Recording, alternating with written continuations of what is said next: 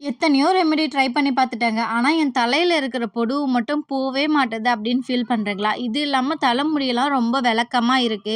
கிட்ட கிட்ட இல்ல ஏறுநெத்தியா இருக்கு அப்படின்னு கவலைப்பட்டா கூட இந்த ஒரு ரெமடிய ட்ரை பண்ணி பாருங்க. கண்டிப்பா 100% செம்ம ரிசல்ட் குடுக்குங்க. அதுக்கு முன்னாடி யூஸ்ஃபுல்லா இருக்கும்னு நெனச்சீங்கன்னா, மறக்காம உங்க ஃப்ரெண்ட்ஸ் அண்ட் ஃபேமிலிக்கு ஷேர் பண்ணிக்கோங்க. ரொம்பவே சிம்பிள் இன்கிரீடியன்ட் தான். ஒரு வாஷ்லயே செம்ம ரிசல்ட் குடுக்கும். அதுக்கு நம்ம எடுத்திருக்க ஃபர்ஸ்ட்டு பொருள் வேப்பில.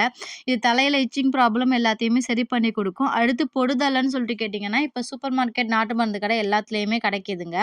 இது ஒரு 2 ஸ்பூன் அளவுக்கு எடுத்துக்கணும். இது கூட ஆலிவ் ஆயில். இந்த ஆலிவ் ஆயில் என்ன பண்ணும், உங்களோட ஹேர வந்து ரூட்லேருந்து ரொம்பவே ஸ்ட்ராங் ஆக்கி முடி கொட்டுற பிரச்சனை எல்லாத்தையுமே சரி பண்ணி குடுக்கும். இது ஒரு 20 எம்எல் போட்டு எடுத்துக்கணும். இது கூட பாதாம் பிசின்.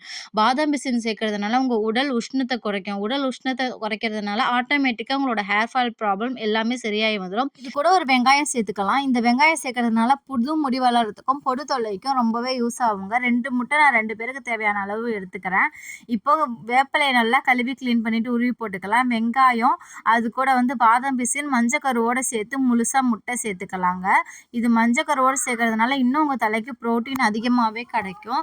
தலைமுடி வேர்க்கால் எல்லாமே ரொம்பவே ஸ்ட்ராங் ஆகுங்க. இது கூட பொடுதலை பொடி 2 ஸ்பூன் அளவுக்கு சேர்த்துக்கலாம்.